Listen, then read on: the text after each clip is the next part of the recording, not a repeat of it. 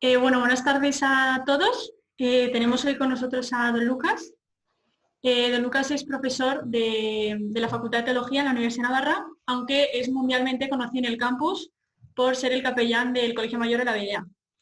Entonces, bueno, hoy viernes a presentarnos esta tertulia, en la cual nos va a responder a muchas de las preguntas que nos hemos planteado en esas circunstancias tan especiales, ¿no? y que necesitaban respuesta.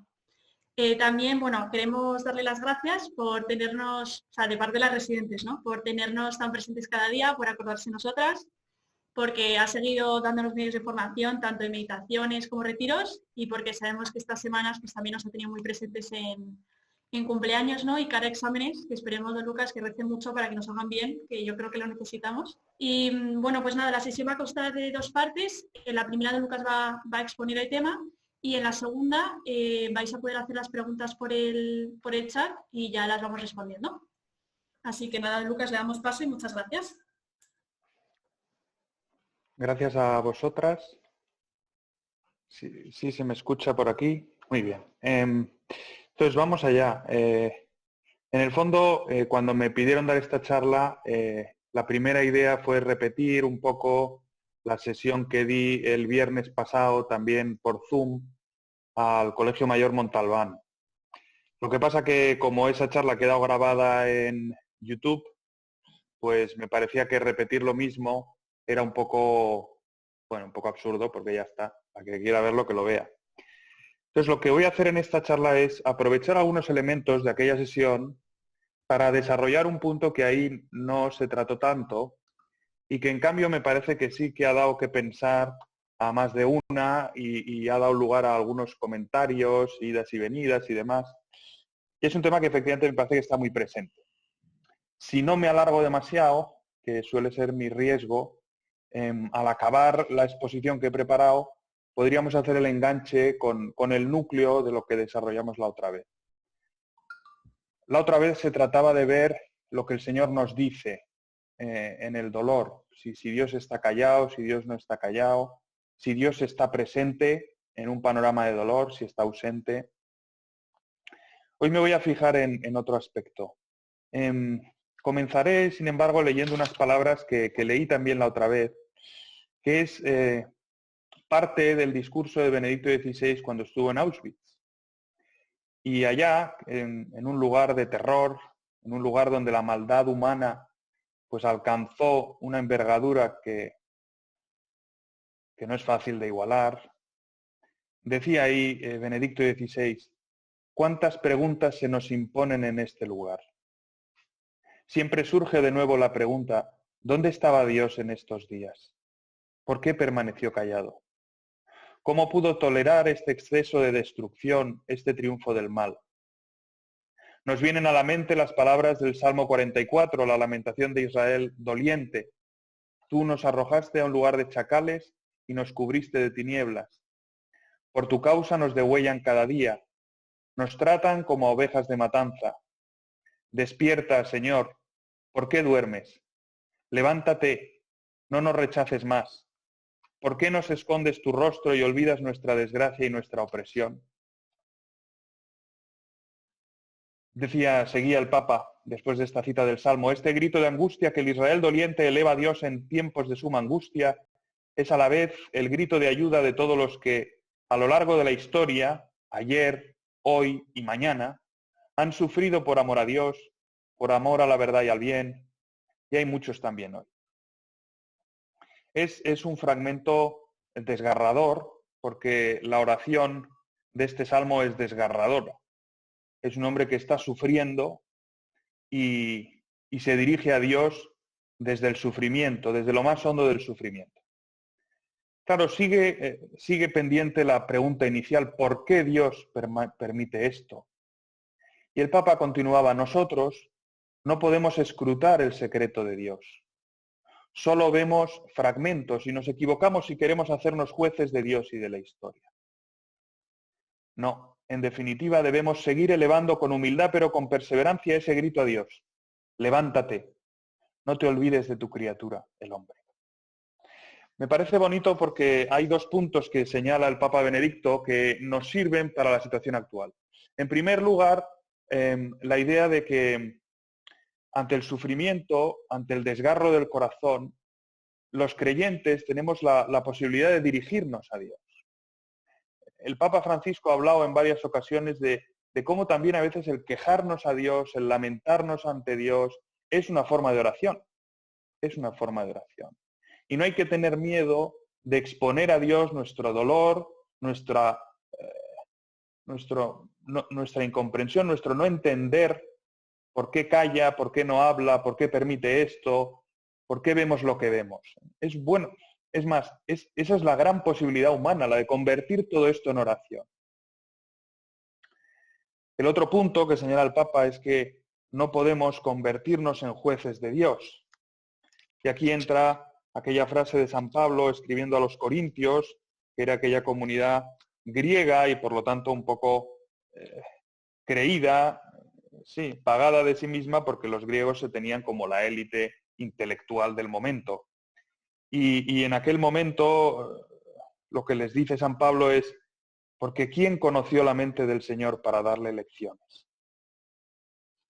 Pienso que en este momento de la historia en que estamos ya, pues, ¿verdad? Nos parece que hemos superado la edad mítica y que habíamos superado la época religiosa de la humanidad y que ya estábamos en una edad científica en que íbamos a ser capaces de comprender todo y controlar todo. Esta palabra de San Pablo es muy adecuada, es muy adecuada. ¿Quién conoció la mente del Señor para darle lecciones? Y al mismo tiempo añade, pues bien, nosotros tenemos la mente de Cristo. Bien, en todo caso, ante el sufrimiento que no entendemos, ante el mal cuya causa y cuyo desarrollo y por qué Dios no actúa, no lo comprendemos, digamos que se abre como una opción vital.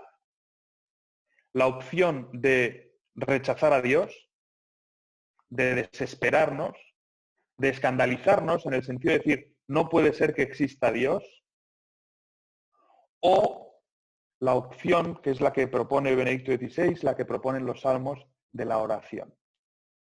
Es decir, de mantener nuestra confianza en Dios y dirigir a Él nuestro dolor. Esa es la gran opción, ¿no? Y eso que él lo planteaba en Auschwitz, Israel lo ha planteado en el sufrimiento que ha tenido durante tantos siglos, en tantos momentos, y nosotros podemos plantearlo ahora.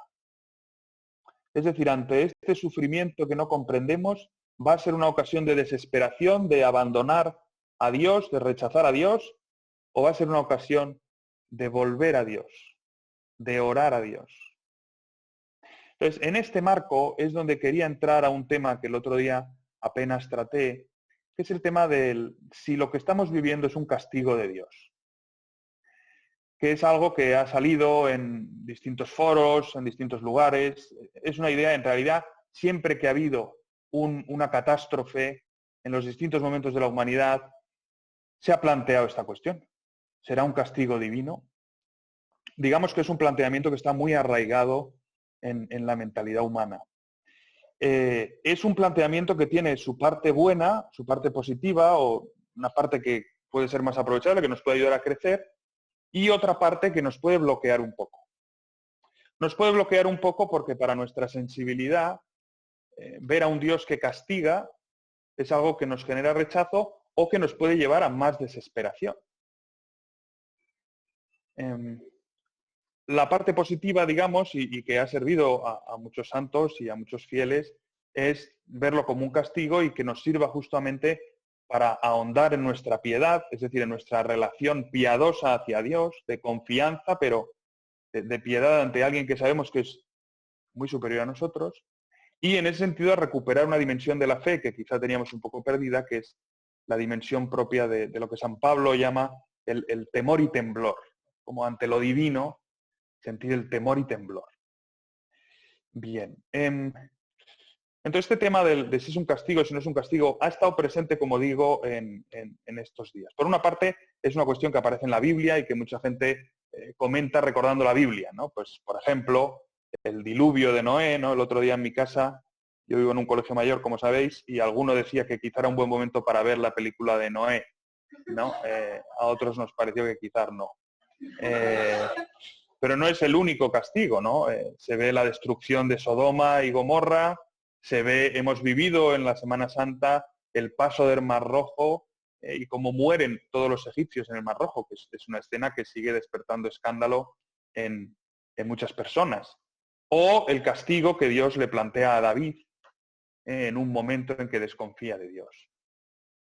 La Biblia, por lo tanto, contiene todo esto. Al mismo tiempo hay quien insiste en decir no es un castigo, Dios no castiga. Incluso hay quien dice, bueno, es un castigo de la naturaleza, ¿no? Ya, castigo de la naturaleza es un poco... Bien, pero ahí está. Entonces, si os parece, pensaba que podíamos profundizar en esta línea y si luego da tiempo a más, pues seguimos con lo del otro vídeo y si no, pues no. Pero al menos esto lo dejamos situado, ¿no?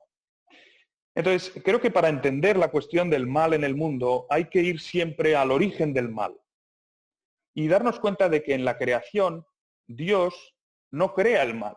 Es decir, si uno toma el Génesis, el capítulo 1 del Génesis, las primeras páginas de la Biblia, en ningún momento Dios crea el mal. Es más, en ese ritmo de 7 días con que se escribe la creación, al final de cada día dice, vio Dios que era bueno. Y cuando termina la creación, al crear al varón y a la mujer, dice, vio Dios que era muy bueno.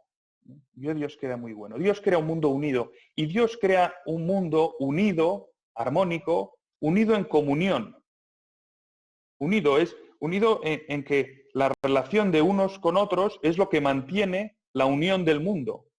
Esto los teólogos le han dado vueltas y se han dado cuenta que en el fondo es una imagen de Dios en el mundo, porque el Dios cristiano no es el monolítico, el uno, el todopoderoso, el ser, sino que es el Padre, Hijo y Espíritu Santo en comunión eterna, en mutua dependencia, en mutua donación. Y por eso el mundo que crea es también un mundo en comunión. Y un mundo en el que además, de algún modo, entre Dios y las criaturas y la realidad creada, Dios pone a un mediador, que son Adán y Eva. Fijaos, pone un mediador que es una comunión, hombre y mujer. Varón y mujer los creó, imagen de Dios los creó. Y pone unos mediadores a los que les dice, dominad este mundo. El capítulo 2 dice, puso al hombre en el jardín del Edén para que lo guardara y lo trabajara. De alguna manera Dios le dice, este mundo muy bueno lo dejo en tus manos para que tú lo cuides y lo hagas crecer. Tú eres mi encargado. Y si uno pasa página y llega al 3er capítulo del Génesis, lo que ve es que en el hombre, una criatura, que es el que se presenta ahí como la serpiente, le tienta, le dice, ¿no será que Dios os quiere tener dominados? ¿No será que Dios quiere en el fondo que sigáis siempre obedeciéndole, que no crezcáis demasiado? ¿Por qué no le desobedecéis en esto que os ha dicho? Y Adán y Eva deciden romper la relación con Dios. Pero fijaos, si todo el mundo estaba basado, si toda la creación estaba basada en esas relaciones de comunión de unos apoyados en otros, viviendo para otros, y el hombre rompe justamente la comunión que le unía con Dios, lo que se introduce en la creación es una ruptura, una detrás de otra, una detrás de otra. Se rompen las relaciones y la distorsión entra en el mundo. Y si os fijáis, el gran problema que hay tantas veces es cuando nosotros, los hombres, o antropomórficamente las realidades, se autoafirman en lugar de apoyar a las otras, ¿no? Cuando tienes una plaga, por ejemplo, estos días en mi habitación hay una plaga de hormigas. ¿Cuál es el problema de las hormigas? Que las hormigas han roto la relación que tenían conmigo, que era de tú en tu sitio y yo en mi sitio, y han decidido autoafirmarse y ocupar mi habitación, ¿no? Bueno, es un ejemplo tonto, pero cada vez que en una amistad, en un matrimonio, en un grupo de amigos, se establece esa idea de que yo tengo que ser yo mismo a costa de lo que sea, se acaba rompiendo la relación. Y en el fondo lo que enseña la Biblia es que ese es el origen del mal. Y de algún modo lo que vemos a lo largo de la Biblia es que cuanto mayor es la ruptura con Dios, mayor es el mal. Esa es la lectura que hacen los profetas. Cuanto más rompe Israel con Dios, peor le va, ¿no? Y de alguna manera esa es como la ley que hay en la realidad misma, ¿no? Claro, todo esto que estoy diciendo va de la mano de la idea de que lo que estamos viviendo no tiene causa humana. Si se demostrara que lo que estamos viviendo tiene causa humana, digamos que esta sesión pues se simplifica bastante, ¿no? ¿Por qué ha permitido Dios esto? Bueno, más bien preguntémonos por qué estaba este hombre haciendo esto, ¿no? O por qué han hecho esto. Por lo tanto, partimos de la premisa de que no hay causa humana, aunque en realidad va siempre todo bastante ligado. Porque, por ejemplo, el hecho de que en unos países se haya agravado más que en otros, en parte tiene que ver con motivos humanos. Pero bien, vamos a seguir con esa precomprensión. Y se puede decir que Dios causa algo como lo que estamos viviendo. ¿Yo puedo decir que Dios causa el vuelo de los pájaros? ¿Sí o no? Sí. Pero no en el sentido de que Dios esté en el cielo tocando un botoncito para que se mueva el ala del pájaro, ¿no? Entonces, si deja de mover el ala del pájaro, el pájaro se cae. No, el pájaro vuela, porque Dios lo ha creado capaz de volar. Luego, ¿Dios es la causa de que el pájaro vuele? Sí, pero no como siendo el que controla al pájaro. Cuando hay una catástrofe como lo que estamos viviendo, o como el tsunami que hubo unos años, ¿se puede decir que Dios es la causa? En cierta medida se puede decir que Dios es la causa, pero no porque Dios le dé al botón de tsunami o le dé al botón de COVID, sino porque Dios es el que ha creado el mundo. Y aquí a veces decimos, bueno, Dios lo ha creado así y ya está, y lo deja. Pero no es solo eso, porque Dios ha creado el mundo y lo deja, pero Dios es también soberano del mundo. Los milagros nos hacen ver que Dios es soberano, que Dios puede actuar en un determinado momento de una determinada manera si lo juzga oportuno. Y lo mismo cuando el mal se desata. Cuando de algún modo vemos que el mal se desata. Y el mal se desata en una medida que no estábamos acostumbrados. Dios estaba ahí, Dios lo ha permitido. Entonces aquí es muy interesante ir a la Biblia porque hay una diferencia muy grande entre el Antiguo Testamento y el Nuevo Testamento. En el Antiguo Testamento se puede decir que el mundo está en manos del maligno. Que lo que hacen Adán y Eva es romper la relación con Dios y entrar al juego del maligno, del malvado, del diablo. ¿Sabéis lo que significa la palabra diablo? Diabolos es el que disgrega. Y por eso el contrario del que disgrega es el que reúne. El contrario del diablo es el Espíritu Santo. Pues lo que hacen Adán y Eva de alguna manera es dejar el mundo en manos del diablo. Y por eso el Señor en el Evangelio le llama el príncipe de este mundo. Y algunos de los primeros cristianos decían que era el ángel de la tierra. Cada planeta tendría su ángel y la tierra tendría su ángel que se corrompió y es el diablo. Pero es nuestro ángel. Es el que controla el mundo, digamos. Sí, no sé si os gustan los libros de C.S. Lewis, que es el de las Crónicas de Narnia. C.S. Lewis, además de las Crónicas de Narnia, que son 7, escribió una trilogía que se llama la trilogía de Ransom, y el primero de los libros se llama Lejos del planeta silencioso. Y juega un poco con la idea de que cada planeta tiene un ángel y todos los ángeles de todas las galaxias cantan a Dios, pero la Tierra es el planeta silencioso. De la Tierra no se alza ninguna voz, porque el diablo no canta a Dios. Bien, ¿qué pasa en los evangelios? Hay una cosa que llama la atención en los evangelios, que es que hay como mucho endemoniado. Uno dice, Jesús llegó a este pueblo y había un endemoniado. Llegó a otro pueblo y había otro endemoniado. Llegó a otro pueblo y había otro endemoniado. Y uno dice, hombre, yo me he movido por algunos pueblos y no he visto ningún endemoniado. Te quiero decir, quizá... Claro, muchos de los primeros cristianos dicen, es que antes de Cristo el demonio tenía más poder. Y Juan Pablo II, en un libro muy bonito que se llama Memoria e Identidad, que es su último libro, que es unas entrevistas con unos profesores polacos, hablando del problema del mal en el siglo XX, dice, el límite que Dios le ha puesto al mal es la redención. Como si Dios le dijera al demonio, llegas hasta aquí, de aquí no pasas. Y es toda una apuesta, porque Dios podría haber acabado de golpe. Dios podría haber dicho, bueno, se acabó, cerramos la creación, ya los justos, pues vamos a ver qué hacemos, y los que han rechazado a Dios, pues vamos a ver qué hacemos. No, pero el demonio ya se ha acabado, ya se ha acabado. En cambio, Dios no hace eso. Su victoria sobre el demonio, sobre el malvado, sobre el mal, no es solo al final de los tiempos, sino que de algún modo se adelanta. aunque todavía queda un tiempo, que es el que estamos viviendo, en que el demonio actúa. Pero ya lo han vencido. El mal ha sido vencido, pero sigue actuando. Bueno, por lo tanto, primero, en el Antiguo Testamento hay más presencia del mal. Y segundo, todo el Antiguo Testamento es un proceso de revelación. Y se suele decir que Dios se revela siguiendo una cierta pedagogía, ¿no? Pero me estáis escuchando algunas pedagogas que tenéis como ideal en la vida, pues acompañar a niñas o a niños a que crezcan, ¿no? Un camino de acompañamiento desde más pequeños hasta más mayores. Y uno sabe que hay ciertas cosas que no le puedes decir a un niño porque no lo puede entender.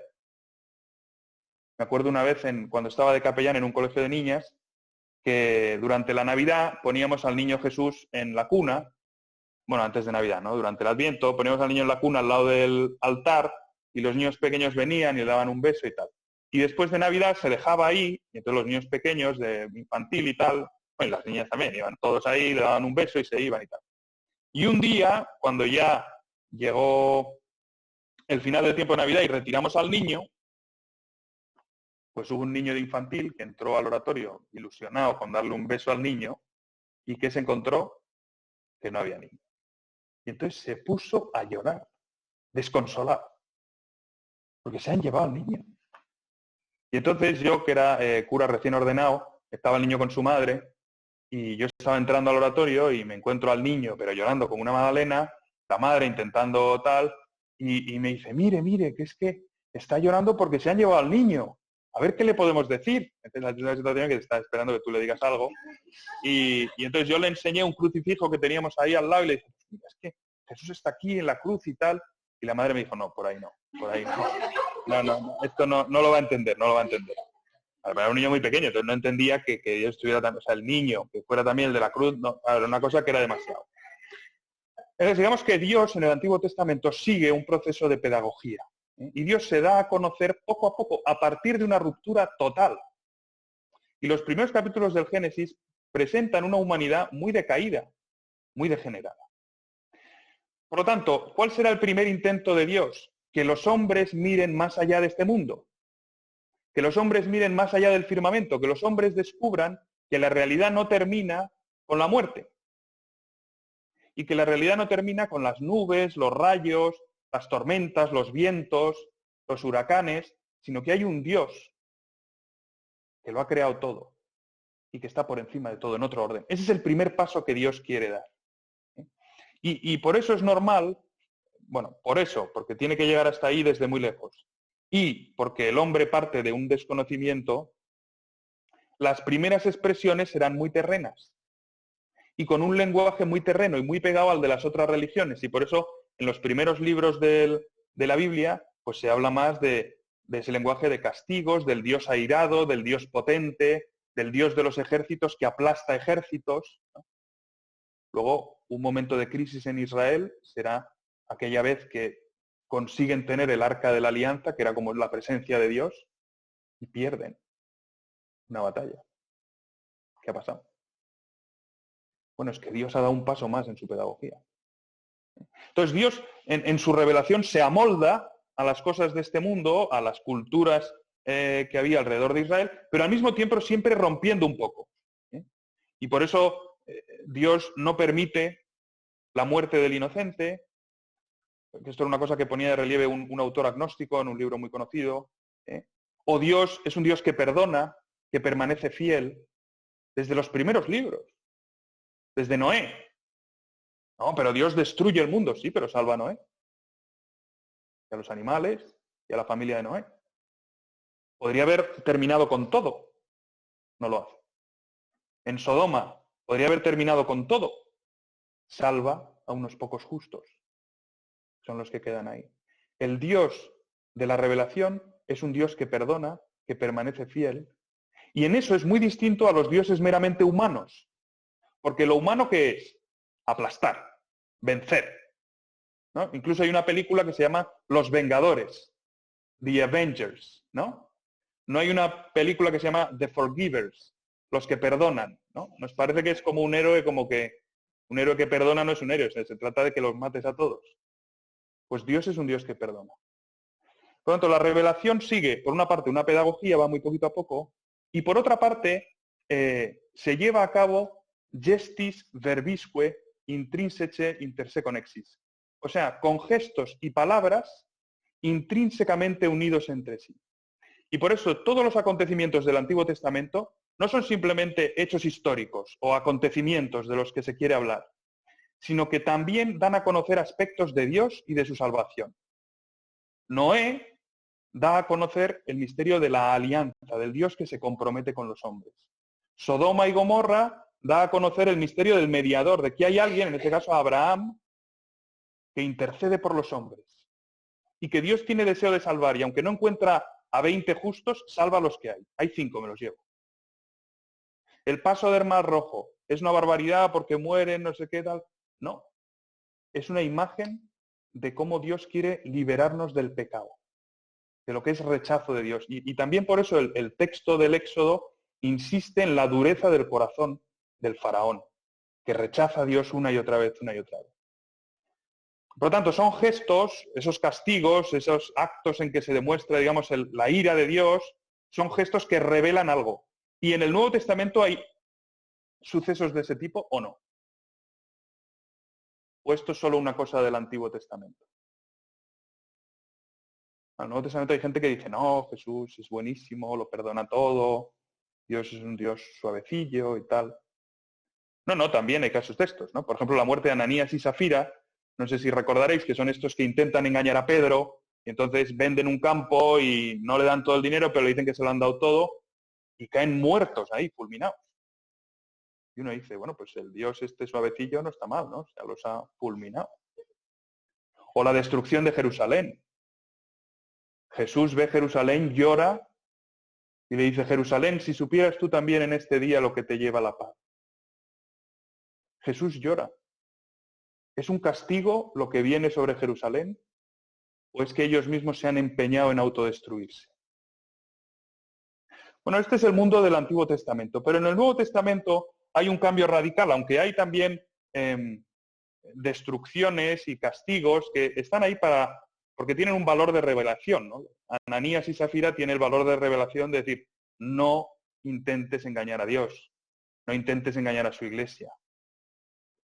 Pero el Nuevo Testamento supone un cambio radical, porque el Mesías que hemos visto no es el Mesías de Avengers. O sea, Jesús no es Thor. Jesús no es un vengador. Jesús no es un líder político. Jesús es un líder, es un Mesías que sufre. Es un Mesías doliente, en el que se cumplen unas profecías muy extrañas que había en la Biblia, como por ejemplo la de Isaías en el capítulo 53. Isaías tiene 5 textos en que habla del Mesías sufriente, y en uno de ellos dice, el castigo de nuestros pecados pesó sobre él, y en sus llagas hemos sido curados. ¿Hay un castigo de los pecados? Sí. ¿Habrá un castigo al final de los tiempos? Sí. Pero hay un castigo ya antes, en Cristo. Y ahí es donde Dios dice, el mal hasta aquí. Porque todo lo que el mal podía hacer ya ha caído sobre Cristo. Y hay expresiones muy fuertes en el Nuevo Testamento, como por ejemplo esta de San Pablo, en que dice, a él que no conoció pecado, lo hizo pecado por nosotros, para que llegásemos a ser en él justicia de Dios.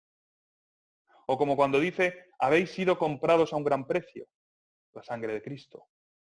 O como cuando dice, al que nos dio a su Hijo, ¿cómo no nos va a dar con él todo lo demás? Entonces, por una parte entendemos que hemos recibido la salvación, pero por otra parte vemos que el mal sigue, porque yo aquí pregunto, ¿pero el mal sigue después de Cristo? Y la respuesta es sí, evidentemente sí. Y de hecho una tentación grande que tienen los cristianos es intentar convertir la tierra en el cielo. Es lo que se llama el milenarismo, y es lo que se llama la mundanidad. Vivir como si hubiera que traer el cielo a la tierra, como si mi vida se acabara aquí. Y esa es una tentación que tenemos todos y que quizá en este estado del bienestar en que vivíamos, pues vivíamos un poco en ese espejismo. Yo ya tenía mi vida organizada y yo ya vivía, además, vivíamos a futuro, ¿no? Yo trabajaba este mes para pagar un préstamo que ya me habían dado y que iba a pagar de aquí a. de alguna manera teníamos ya un cielo en la tierra. Por tanto, el mal no ha acabado, pero ha perdido su poder. Hay una frase muy bonita del Evangelio de San Juan en que el Señor dice, al acabar, pues un discurso sobre lo que iban a sufrir los discípulos, que iban a sufrir persecución y demás, les dice, os he dicho esto para que tengáis paz en mí. En el mundo tendréis sufrimiento, pero confiad, yo he vencido al mundo. A mí me parece que estos episodios de sufrimiento que estamos viviendo ahora por la pandemia nos pueden servir para recordar estas palabras, para volver a mirar a Cristo y dejar que sea Cristo el que nos diga, os he dicho esto para que tengáis paz en mí. En el mundo tendréis sufrimiento, pero confiad, yo he vencido al mundo. El mundo, en estos textos de San Juan, significa todo aquello que rechaza a Dios, que expulsa a Dios. Y de hecho, hay un punto interesante, que es que cuando la Biblia habla de castigo, como por ejemplo en los textos del Apocalipsis, siempre es un permitir. Hay una escena como muy viva del Apocalipsis, que es cuando se abren los sellos del libro. El Apocalipsis es como un desenrollar cosas, ¿no? Un abrir cosas, y entonces se desata, pues se desata todo, ¿no? Entonces, una de las cosas que se abre es un libro y se abre uno de los sellos del libro que cerraba el libro. Se cerraban con sellos y abre un libro. Y entonces vi un caballo blanco.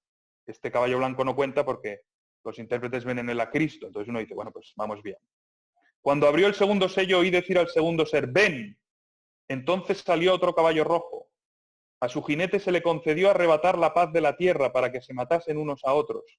Y se le entregó una gran espada. Cuando abrió el tercer sello, oí decir al tercer ser, ven. Y entonces vi un caballo negro. Y este es el hambre. Y le da también como una orden, ¿no? Puedes hacer esto, no puedes hacer esto. Y cuando abrió el cuarto sello, oí la voz del cuarto ser que decía, ven. Y aparece un caballo macilento, que se llama la muerte. Dice, y se le dio poder sobre la cuarta parte de la tierra para matar a espada, de hambre, de peste y con las fieras de la tierra. Es una imagen sobrecogedora, pero al mismo tiempo es significativo que diga, se le dio el poder. No es que el mal tenga todo el poder, sino que Dios admite que tenga un poco más. En ese hasta aquí deja un poco más. Porque nos quiere castigar. Porque claro, aquí llega el otro punto, que es que lo que está pasando afecta a buenos y a malos. No es que sea como el ángel exterminador, que dice, tú sí, tú no. Sino que es y por igual a todos, ¿no? Y eso, claro, genera un poco de decir, bueno, entonces, ¿qué pasa, no? O sea, los buenos sufren, a los malos les va bien. ¿Qué está pasando? Este domingo, en el XL semanal, en el suplemento del periódico, hay un artículo de Juan Manuel de Prada que hace un ataque un poco furibundo contra los que dicen que Dios no castiga. Y dentro de ese artículo, que en la forma, pues hombre, es un poco fuerte, tiene un párrafo que me pareció como muy certero y súper claro. Dice, las plagas se derraman sobre buenos y malos, igual que la lluvia. Para los buenos son pruebas que los purifican en medio de la tribulación y los ayudan a salvar su alma.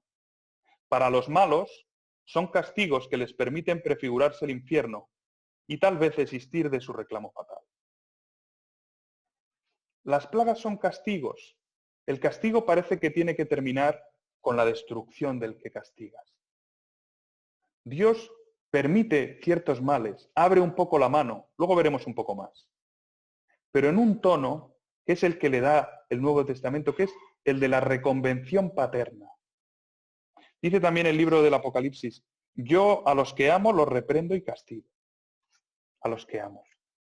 Y la epístola a los Hebreos, en el capítulo dice, lo que sufrís sirve para vuestra corrección. Dios os trata como a hijos. ¿Y qué hijo hay a quien su padre no corrija? También podemos pensar, ¿quiénes son las personas que nos han corregido más fuerte? Y seguramente coincide con los que nos han querido más. Porque son los que llevan peor que nos perdamos. Claro, por eso estas palabras van muy de la mano de esa expresión de Jesús a los apóstoles, hijitos míos. o esa mirada de Jesús sobre Jerusalén que va a ser arrasada, que no va a quedar piedra sobre piedra, y Jesús llora. Dice, ¿cuántas veces intenté congregar a tus hijos como la gallina congrega sus polluelos? Fijaos, siempre es congregar, unir, tender lazos, fortificar relaciones. Siempre dejando libertad, porque si fuera un castigo indudable, si hoy se apareciera sobre el cielo de Pamplona, hombre, el otro día tuvimos una lluvia que no está nada mal, pero si se apareciera sobre el cielo de Pamplona, pues una imagen fulgurante de un ángel, como el San Miguel de Aralar, pero brillante, que lo vieran todos los pamploneses y pamplonesas, hiciera así con su espada y muriera una tercera parte de la ciudad, pues evidentemente la gente rezaría más. O queremos esperar que la gente rezara más, pero no está claro que fuera por amor, sino más bien por miedo. Dios quiere, y creo que por eso ayuda a repasar toda la Biblia, Dios quiere reunirnos, Dios quiere que seamos una gran familia. Y por eso de vez en cuando abre un poco la mano, deja que el mal actúe, para que nos demos cuenta de por dónde íbamos. Pero es que otras veces Dios lo que hace simplemente es dejar que la gente se autodestruya. En el primer capítulo de los Romanos lo dice claramente. La ira de Dios se revela desde el cielo sobre toda impiedad e injusticia de los hombres que tienen aprisionada la verdad en la injusticia. Y en este capítulo va repasando cómo Dios nos da a conocer lo que es bueno y lo que es malo, y nosotros nos empeñamos en lo malo. Y Dios, cuando ve que nos empeñamos en lo malo, pues nos deja.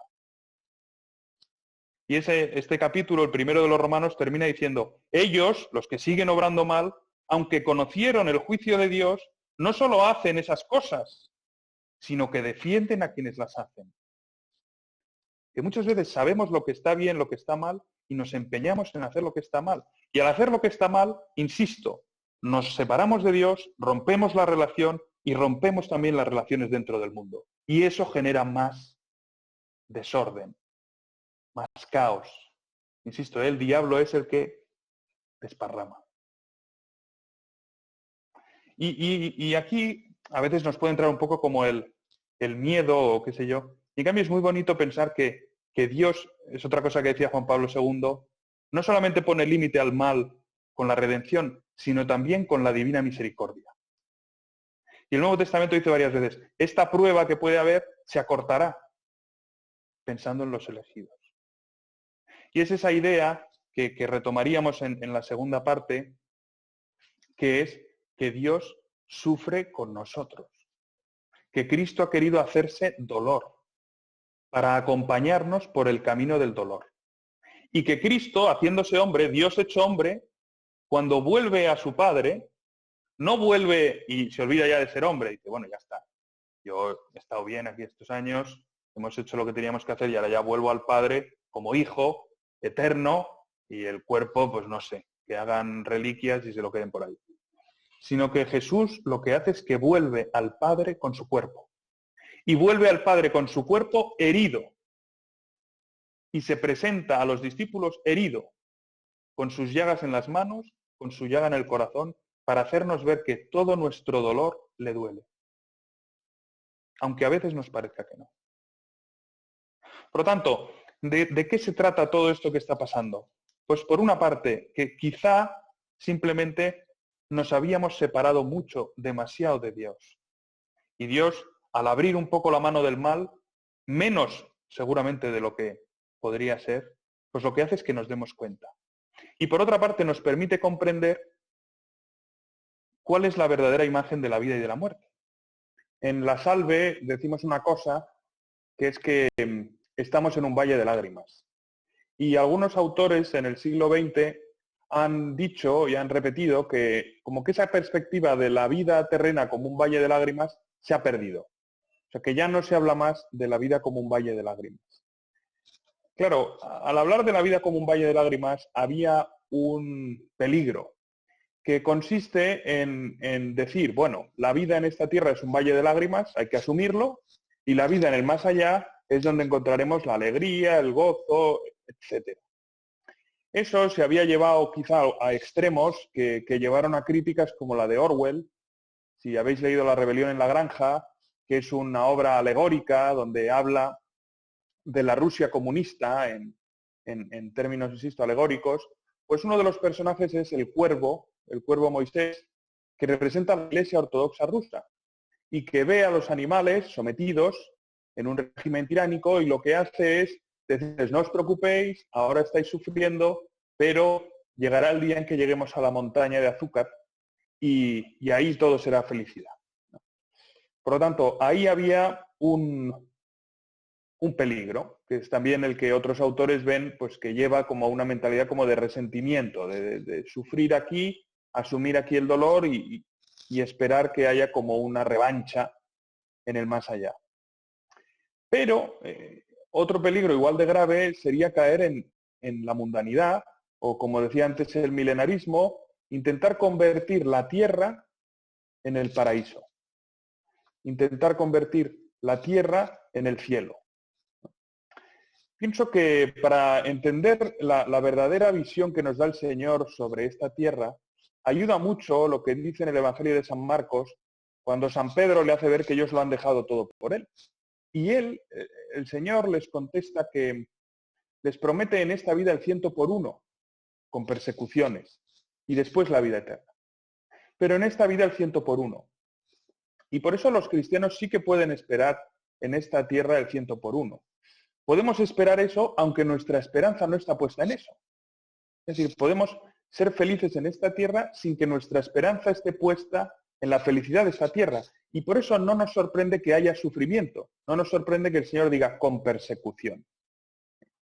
Y por eso, si el mensaje de la Iglesia, si la predicación debe acoger la imagen del Valle de Lágrimas, o en palabras de Job, debe recordar que la vida del hombre sobre la tierra es milicia, por tanto es costosa. Y eso es algo que no deberíamos perder de vista, que no deberíamos olvidar, porque correríamos el riesgo de convertir el cielo en simplemente una forma de bienestar y por lo tanto intentar trasladarlo a la tierra. El cielo es mucho más que mero bienestar. Quizá esta verdadera imagen de la vida y de la muerte va también de la mano de una verdadera imagen de la vida después de la muerte, una verdadera imagen de lo que es el cielo, de una verdadera imagen de lo que es el infierno, porque a veces también ahí tenemos serias distorsiones, ¿no? Bien, en todo caso, el sufrimiento nos hace comprender también qué es la vida, cómo es la vida humana.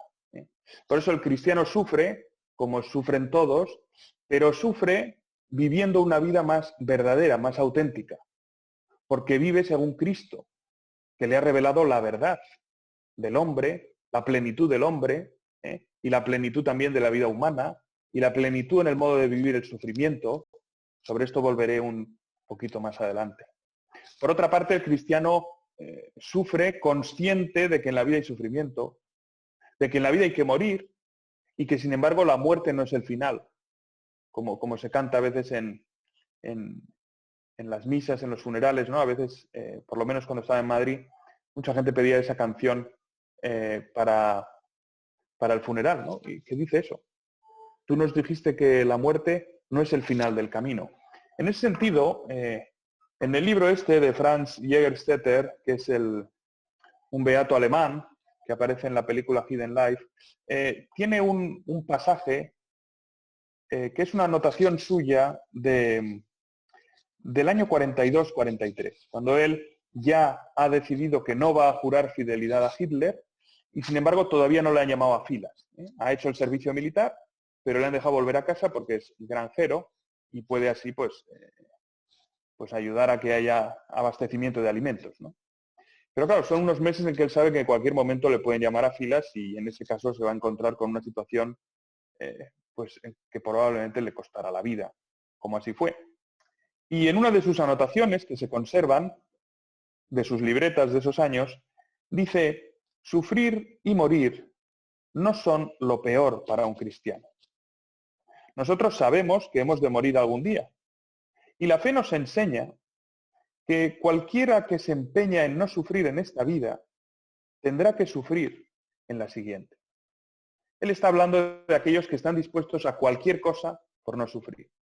En su caso es estar dispuestos incluso a ir contra la propia conciencia, ¿no?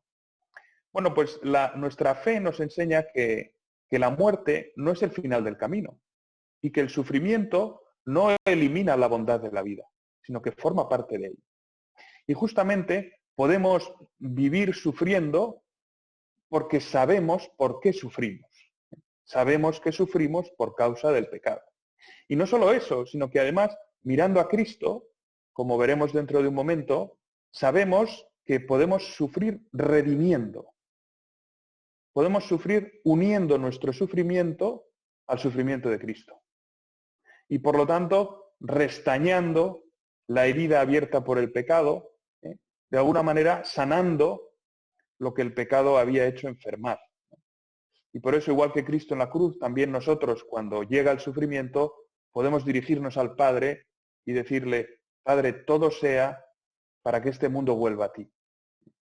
Todo sea para que sanemos la herida del pecado. Padre, gracias por no dejarnos. Y entonces se cumple en el cristiano aquella palabra de San Pablo: si vivimos, vivimos con Cristo; si morimos, morimos con Cristo.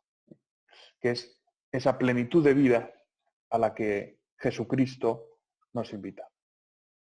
Por lo tanto, por concluir esta parte, antes de entrar en la siguiente, que es un poco más propositiva, como digo, hoy me he centrado un poco más en la dimensión de castigo que se puede ver en circunstancias como las que vivimos.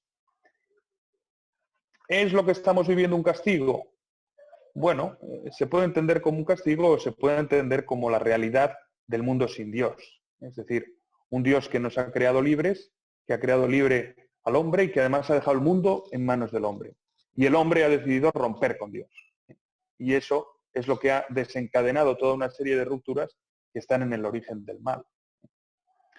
Por lo tanto, es la realidad del mundo que Dios ha creado, es digamos, la consecuencia, ¿no? Pero al mismo tiempo, puesto que Dios sigue siendo soberano, pues la realidad del sufrimiento nos hace comprender más a fondo el mundo, nos hace comprender, por una parte, la gravedad del pecado, todas las consecuencias que ha tenido, donde mejor se revelan, como veremos, es el mismo Cristo que sufre. Pero también la realidad de que nosotros hemos rechazado a Dios, de que a lo mejor hemos vivido para este mundo hasta un nivel casi de autodestrucción, ¿no? Y por eso, más que un castigo, el momento actual se puede entender como una ocasión de encontrarnos o reencontrarnos con Cristo, de volver a mirar a Cristo. Y aquí entraríamos en la segunda parte, que como digo está más desarrollada en la otra sesión que está en YouTube, pero que podemos ahora también pues, ver, aunque sea más esquemáticamente, para completar la visión de conjunto.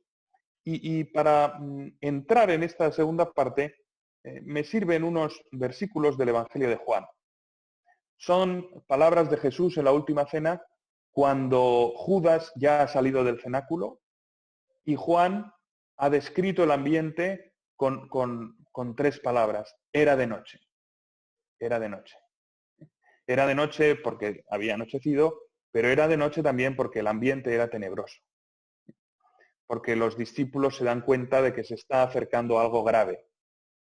Y las palabras de Jesús también ganan en gravedad, en hondura, en trascendencia. Y precisamente en este punto dice Jesús: no se turbe vuestro corazón. ¿Creéis en Dios? Creed también en mí. No se turbe vuestro corazón, no tengáis miedo. ¿Creéis en Dios? ¿Creéis en el Dios omnipotente, en el Dios de Israel? Creed también en mí, que soy el Dios cercano, el Dios encarnado. En la casa de mi Padre hay muchas moradas. De lo contrario, os hubiera dicho que voy a prepararos un lugar.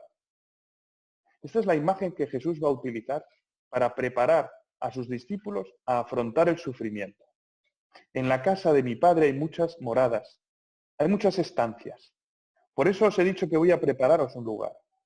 Cuando me haya marchado y os haya preparado un lugar, de nuevo vendré y os llevaré junto a mí, para que donde yo estoy estéis también vosotros. Y a donde yo voy, ya sabéis el camino. Es la imagen de una vuelta a casa. Es la imagen de la vuelta a la casa familiar. es, en definitiva, el cumplimiento de esa invitación de Dios a la comunión con Él. Era la invitación original, la invitación que está en el origen de la creación. Pues eso es lo que le recuerda a los discípulos, pero les está avisando, hay que atravesar la noche, hay que atravesar el sufrimiento. Y a donde yo voy, ya sabéis el camino. Tomás le dijo, Señor, no sabemos a dónde vas, ¿cómo podremos saber el camino? Yo soy el camino, la verdad y la vida. He dicho, Cristo es camino, verdad y vida. Y justamente frente al problema del sufrimiento. Justamente y concretamente. ¿Cómo? En primer lugar, por cómo afronta Él el sufrimiento. Él, Jesús, se hace hombre y no derrota al mal en la forma humana, insisto, como los Vengadores. Me perdonáis que use la película esta de Avengers, que no la he visto, pero he visto los carteles, los fuertes resisten, los débiles mueren, los buenos ganan, los malos pierden, bueno, típica cosa así, un poco básica, y por eso triunfa. Y Dios, el Dios cristiano no es un Dios básico, no es un Avenger. Dios no llega y destruye a todos los malvados. Dios llega y sufre. Dios llega y se hace dolor. Se hace sufrimiento. Lo hemos leído antes en San Pablo, se hace pecado. En el sentido de que carga todo el peso, todas las consecuencias del pecado. Y por lo tanto, así nos enseña a caminar a través de la oscuridad. El Papa Benedicto, en un libro que escribe con conferencias sobre el Sábado Santo y el Viernes Santo, dice que un niño pequeño, si tú lo dejas solo frente a un bosque oscuro por la noche y le dices que lo atraviese, no quiere. Y si tú le dices, no pasa nada, no te va a pasar nada, sigue adelante, no hay peligro, no hay animales, no hay malvados, atraviésalo, no quiere. ¿Cuándo va a querer? Cuando le digas, dame la mano y vamos juntos. Pues Cristo se hace camino porque se hace dolor y atraviesa la oscuridad del sufrimiento y nos dice, dame la mano y atravesemos esto juntos.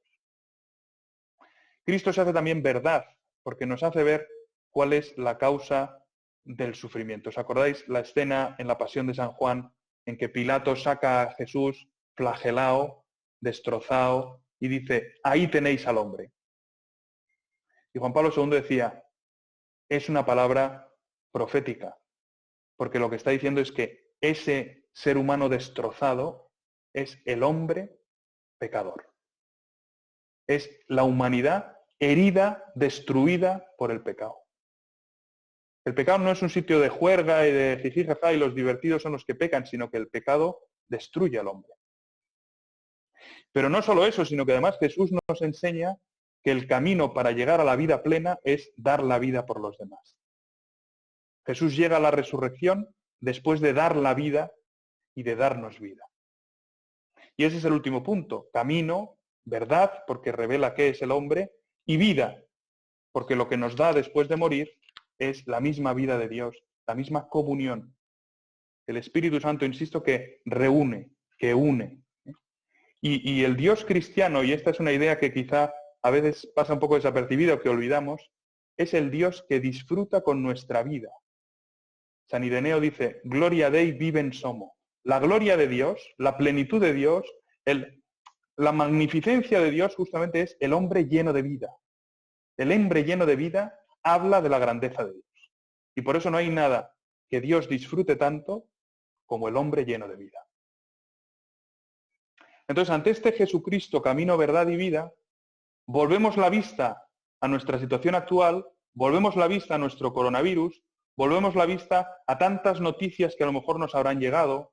Quizá las personas más jóvenes, pues no tanto, pero las personas que ya tienen una cierta edad, que sus amigos tienen una cierta edad, pues, bueno, a mí hay días que cada día recibo algo. Alguien que está enfermo, alguien que está muy grave, alguien que ha fallecido. Motivos para rezar. Entonces pienso que ante la situación actual, en primer lugar, tenemos que aprovechar, pararnos y decir, oye, ¿hacia dónde estábamos yendo? ¿Vivíamos un mundo unido por el amor, por el vivir unos para otros, por la unión como criaturas con Dios? ¿O vivíamos un mundo más bien movido por la codicia, por la autosuficiencia, por el egoísmo, por la lujuria, por el uso de unas personas y de otras, por el desprecio de Dios. Incluso en el panorama que estamos viendo, cuando vemos que la situación se agrava, ¿por qué? ¿Por qué no conseguimos la comunión?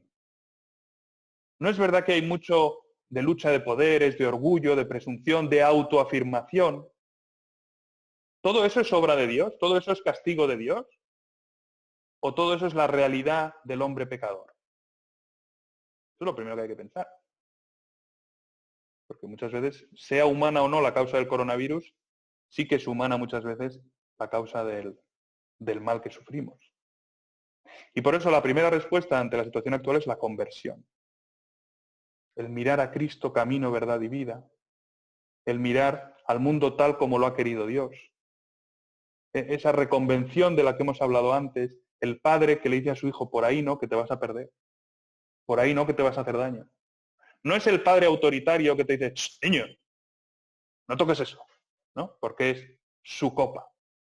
Entonces, no puedes tocar su copa, ¿no? Aunque sea de cemento armado, pero no se toca porque es su copa. A veces tenemos esa imagen de Dios. Y en cambio, cuando Dios nos advierte de hacia dónde vamos por el camino del pecado, es más bien el niño que vaya a meter los dedos a ver qué pasa con los agujeritos que hay en la pared, ¿no? Porque es muy chulo porque se enciende la luz. A lo mejor si meto los dedos, me enciendo. ¿Eh? ¿Y su padre qué hace? Esa es la imagen, me parece, de la reconvención paterna. Bien, pues, ¿cómo es Cristo camino, verdad y vida en este momento nuestro? Pues es camino porque nos acompaña, ¿no? Hemos vivido aquí en Pamplona la Semana Santa en unas circunstancias distintas y quizá también experimentando un poco más la soledad de Cristo, el abandono de Cristo, el sufrimiento de Cristo. Quizá hemos vivido un poco más de la mano de Cristo. Y por otra parte, Dios es camino y nos enseña el camino porque cuando hay sufrimiento, ¿qué nos dice Dios? Dad de comer al que tiene hambre, dad de beber al que tiene sed, comprended al otro, visitad al que vive solo, enterrad a los difuntos. Es el artículo del que hablaba el otro día de José Granados, que decía es que el dolor para el ser humano, Dios lo ha convertido en un camino de amor, en una posibilidad de amar a los demás. Y por eso podemos o encerrarnos en nuestra desesperación, en nuestro no entender, o abrirnos a servir. Y creo que es bonito ver la movilización que estamos viendo, ¿no? Dios se hace camino y nos abre un camino, nos lleva de la mano, nos dice, yo he pasado por el sufrimiento, después del sufrimiento hay vida, hay luz, hay plenitud, y el camino del sufrimiento es el camino del dar vida a los demás. Es lo primero, vivir esto como una ocasión de dar vida a otros. En segundo lugar, Cristo es la verdad y nos enfrenta con la realidad de qué civilización estábamos creando. Es que hasta hace un mes, bueno, ahora ya 2, porque llevamos un mes encerrados, pues hasta hace 2 meses el gran problema era la eutanasia. Pues si se podía dar una píldora ya sin recetas, bueno, con recetas sí, pero prácticamente en el hospital de día, ¿no? La eutanasia, el aborto. Hoy ha salido un obispo en Italia, ¿no? Diciendo que eso sí que es una pandemia. 6 millones de criaturas al año que mueren. Si estamos construyendo una vida, también nosotros, porque no es solo una crítica a la civilización, sino a cada uno. A lo mejor teníamos un proyecto de vida muy centrado en nosotros mismos, mis planes, mis proyectos, mi realización profesional. Estábamos en una civilización que ya no creía en el contenido de nada. La creación, bueno, pues es material para materia prima, para trabajar, para conseguir beneficios. El cuerpo humano, pues es nada, en fin, podemos hacer con él lo que queramos, porque no tiene ningún sentido en sí mismo. Las relaciones humanas no son nada, es lo que tú quieras que sea, es lo que a ti te satisfaga. Y como eso, muchas otras cosas, ¿no? La importancia a lo mejor que dábamos al trabajo, o cómo teníamos descuidado, quizá muchas familias en estos días están viviendo pues la vida con los niños, ¿no? Hay mucha gente que dice que los que mejor lo llevan son los niños. Lógicamente. O sea, no hay nada que le guste más a un niño que estar con sus padres. No están nunca. Y ahora están siempre, están felices. No se puede salir. Bueno, mientras no te vayas tú, me da igual, ¿no? Por lo tanto, nos hace ver esa verdad y, como decía hace un momento, nos hace ver también cuánta belleza hay en el mundo, ¿no?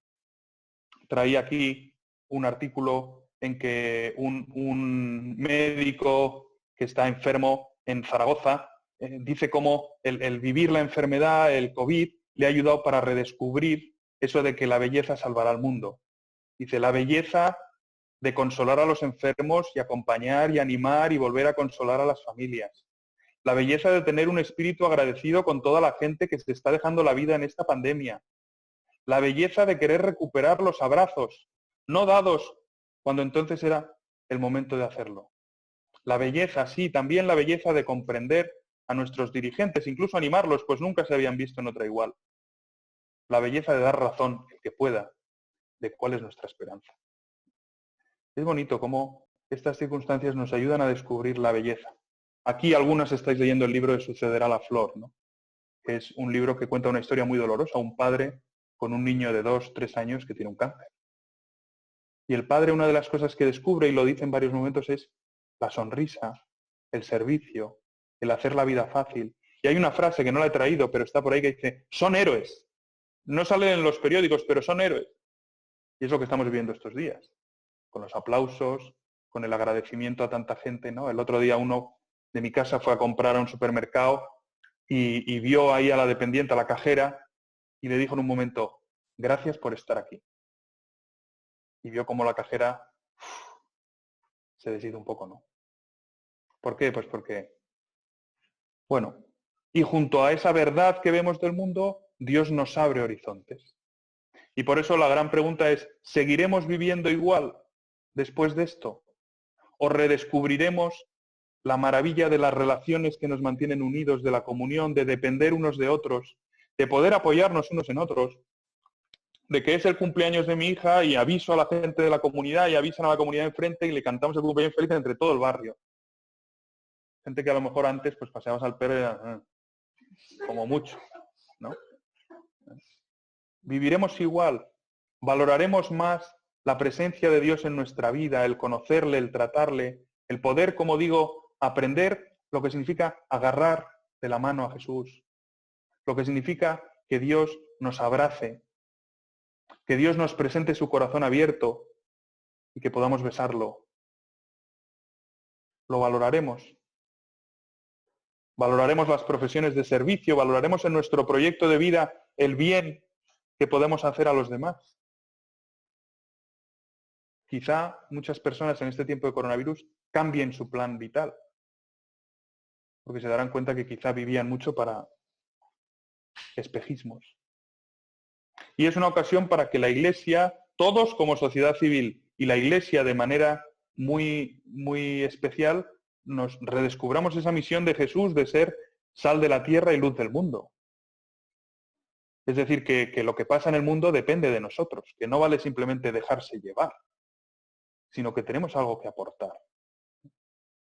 Tenemos algo que aportar y no solo eso, sino que al final lo que nos quedará quizá más marcado de esta pandemia son las muestras de cariño que hayamos recibido. Desde luego el dolor, el sufrimiento, pero también las muestras de cariño. Es verdad que habrá que reconstruir mucho, pero también es verdad que otras muchas personas habrán redescubierto el amor en su vida, el cariño y podrán vivir también de otra manera. Bien, pues aquí yo creo que ya hemos llegado casi a la hora y podemos cortar. Si queda alguien conectado y quiere preguntar algo, pues adelante. Gracias, don Lucas. Pues nada, si queréis ahora se abre el turno de preguntas que podéis comentar en el chat. Y bueno, Lucas, yo primero tenía una pregunta que era ¿cómo se le puede explicar a la gente que no cree y que cree en Dios, cómo se ve el sentido de esta pandemia sin mencionarnos la vida eterna, Dios? Bueno, a lo mejor es que hay que mencionarlas. O sea, porque justamente cobran sentido cuando se menciona todo eso. No. Hay cosas que no se entienden. O sea, lo que entiende el ser humano que vive solo, digamos, en este mundo, encerrado en este mundo, digamos, pongámonos, ¿no?, en la imagen de un mundo como el show de Truman, ¿no?, que es un mundo cerrado, y uno puede vivir como dentro del show de Truman, ¿no? Y si uno vive dentro del show de Truman, hay cosas que no tienen ningún sentido. Entonces, incluso el problema del mal, no lo he leído, pero hay otro texto del Papa Francisco que empieza a lanzar preguntas sobre el problema del mal. ¿Dónde está Dios? ¿Dónde está Dios? Y dice, hay preguntas que no tienen respuesta. Luego dice, claro, hay una respuesta que es Cristo, pero hay que hablar de Cristo. Hay que hablar de la vida eterna, y hay que hablar de la cruz. Muy bien. Vale, tenemos un comentario de Chris que dice, suena un poco fuerte lo de Dios abre un poco la mano del mal, ¿no? Bueno, insisto, depende. Porque pienso, cuando preparaba esto, ¿no? Leyendo algunas cosas, pienso que quizá Dios permite que abra un poco la mano del mal, o que el mal tenga como más poder, o que el mal haga como una manifestación de poder más clara, quizá porque estábamos al límite de la autodestrucción. O sea, quizá Dios lo permite cuando el peligro es mayor, ¿no? Insisto, de todas maneras, tampoco se puede decir que concretamente lo que estamos viviendo sea algo de ese estilo. La Biblia habla de eso, pero no dice, por cierto, en el 2020 va a haber una pandemia, va por aquí. No lo dice. Y ahí insisto también en que habrá que ver qué hay de factor humano, ¿no? Pero bueno, esa lectura un poco más profunda podemos hacerla. El otro día, leyendo un texto de Ratzinger, una entrevista que daba en los años 80, pues él hacía una lectura así de profunda, por ejemplo, del nazismo, ¿no? Decía, ahí ha habido una manifestación del mal pues mucho mayor que lo meramente humano, ¿no? Pero en todo caso yo lo leería en esos términos de reconvención paternal y que va siempre acompañando, Vale, yo que sé, es que por ahora están soltando comentarios, pero si quieres se los digo y los comenta usted también. Sí. Vale. Por ejemplo, María Eugenia dice que hoy en día para el hombre y la mujer, es necesario hablar mucho del amor de Dios. Sí. Sí, es así. O sea, tanto por un lado como por el otro, pero el amor de Dios no cancela el sufrimiento, no niega la realidad del sufrimiento. Luego veo ahí que hay un iPhone de Luis que dice que no he contestado la pregunta de la moderadora, pero si lo formula un poco más, quizá puedo rehacer la respuesta. Lo contesta. No, pero pueden quedar cosas por aclarar, yo encantado. No, o sea, yo qué sé, yo me ponía en el caso en el que, imagínese, ¿no? Pues estás hablando con alguien que verdaderamente es que no cree en Dios ni para atrás, entonces dices, vale, como una persona que no cree en Dios puede ver el sentido de todo esto, ¿no? Pero vamos, que sí que me ha dicho que a Dios. Sí. Sin Dios no se entiende. O sea, sí que hay atisbos y sí que ha habido pensadores que no creen en Dios y que se dan cuenta que hay algo así como un desajuste de fondo, que hay lo que nosotros llamamos el pecado original, ¿no? O digamos el resultado del pecado original. Eso se puede comprender y a partir de ahí uno puede más o menos pues buscar una explicación.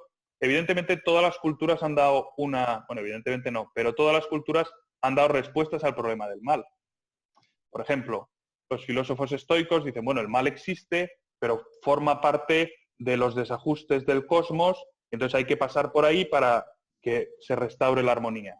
Entonces nosotros lo que tenemos que hacer es como intentar apartarnos, poner entre paréntesis nuestra existencia, que pase el mal y nosotros luego pues seguir adelante o de alguna manera encajarnos en ese orden cósmico, ¿no? La respuesta cristiana, como he dicho, es muy distinta, ¿no? Porque pasa por vivir el sufrimiento dando vida a otros. Entonces la respuesta cristiana pasa por la cruz y la vida eterna. Vale, guay. Vale, hay otra de Jacob Espinosa que dice, bueno, que le agradece la charla y dice que quería preguntar por qué hay una incongruencia entre el Dios del Nuevo Testamento, que es Deuteronomio, y otro Dios que manda a su hijo a morir y perdonar todo, como por ejemplo a María Magdalena, incluso a morir en la cruz. Sí, ahí pone, ¿no? La diferencia entre el Dios que manda a apedrear a la adúltera y el Dios, en cambio, que manda a morir a su hijo. Bien, pienso que eso tiene que ver con la pedagogía de la revelación. Es decir, que Dios, para revelar el misterio de su designio, o sea, que su voluntad es invitarnos a la comunión con Él, que su voluntad es invitarnos a ser su familia, empezaba desde muy lejos. Entonces, muchas normas del Deuteronomio se entienden en su contexto, en su momento. Muchas de esas normas, como la de la adúltera, tienen que ver con asegurar la unión del pueblo, con asegurar que el pueblo no se divida, no se disperse, no se pierda. Y por otra parte lo hace con un lenguaje y con un tono que era el del momento. Pero por eso mismo Jesucristo después abre el camino del perdón, ¿no? Abre el camino del perdón. No niega el mal, porque el Cristo que perdona a la adúltera, como leemos en el Evangelio de San Juan, es el mismo Cristo que luego sufre el mal, él. Pero primero introduce el mensaje del perdón, por otra parte porque encuentra a una persona dispuesta.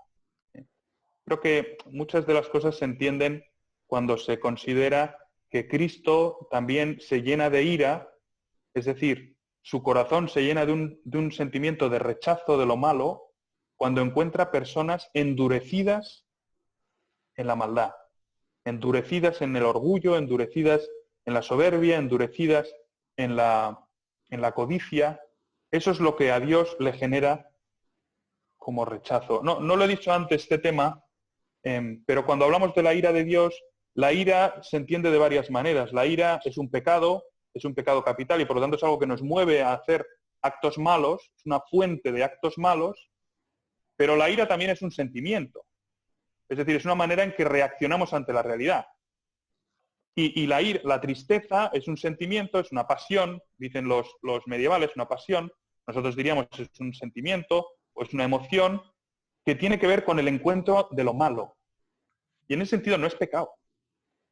El hecho de que te enfade ver cosas malas no solo no es pecado, sino que es bueno. Para que luego hay que ordenar esa ira, ¿no? Pero es un signo de que te gozas con lo bueno y rechazas lo malo, y en ese sentido es bueno, ¿no? Entonces, cuando vemos la ira de Cristo es ante corazones endurecidos. Sí, perdón, sigue. No, se ha terminado. Sigue, sí. Vale, luego, Julia pregunta es ¿cómo podríamos identificar mejor ese dolor de Dios con el nuestro? ¿Cómo podríamos Identificar mejor el dolor de Dios que sufre con nuestro dolor? Pues precisamente uniéndonos a Él. Es decir, ahí hay un camino, ¿verdad?, que muchos santos han recorrido, que es el unirnos a Cristo y concretamente unirnos a Cristo en la pasión, ¿no? Santa Teresa de Jesús, por ejemplo, dice que durante mucho tiempo su oración empezaba mirando una imagen de Jesús sufriente. Entonces, eso es lo que le movía a descubrir ahí, pues eso, hasta dónde ha llegado el amor de Dios, que ha sido capaz de sufrir el mal por obra de otros y para dar vida a otros. Y en esa línea hay muchísimos más santos que han hablado de ir con nuestra oración junto a la pasión, junto a la cruz, contemplar a Cristo. Y no solo eso, sino hay un paso más, que es el que dice San Pablo, que dice, completo en mi cuerpo lo que falta a la pasión de Cristo. No porque le falte algo a la pasión en sí misma, sino porque de alguna manera es que la pasión cale también en mí, que el fruto de la pasión, que esa manera de llevar el dolor, me ayude a mí a llevar el dolor, que me identifique con esa manera de llevar el dolor. Vale. Hay otra de Beatriz que dice, ¿hasta qué punto hay esperanza en que los hombres cambien para bien? Se ha pasado la humanidad por tantas guerras y sin embargo el hombre no mejora. Sí, ahí, de nuevo en las cartas estas, por responder con materiales que ya he citado, en las cartas de Jägerstätter, hay un momento que se pregunta eso mismo, ¿no? Dice, ¿se puede decir que Dios exista cuando pasa esto, cuando no somos todos buenos, digamos, ¿no? Y él recuerda un pasaje del Evangelio que es el del trigo y la cizaña. O sea, el Señor ha dicho que hasta el final de los tiempos va a haber trigo y va a haber cizaña. Y el mismo Juan Manuel de Prada, en otro texto de estos días, hablaba, ¿no?, de cómo el mismo Apocalipsis muestra como grandes catástrofes y los hombres que todavía se enrocaban más en su maldad, en su rechazo de Dios, ¿no? En el fondo los cristianos decimos que es el misterio de la iniquidad o el misterio de una libertad que rechaza el amor. O sea, ¿cómo es posible que alguien me ofrezca su amor, me muestre su amor con gestos concretos y yo lo rechace? No se entiende, pero es la realidad. Bueno. Muy bien, pues yo creo que con esto damos por finalizado el turno de preguntas. Y nada, Lucas, ¿algo más que añadir? No, ¿no? No. Yo creo que ha sido bastante sostenido. Sí, sí, sí. O sea que... Y nada, entonces recordamos que la charla ha sido grabada, entonces se pasará el link para quien vuelva a tener preguntas o pues eso, puede contactar con usted. Y nada, que gracias, don Lucas, por dar la tertulia, gracias a los que habéis participado y espero que nos podamos ver en otra tertulia, ¿no? En tiempos de confinamiento. Muchas gracias. Muy bien, pues gracias, don Lucas.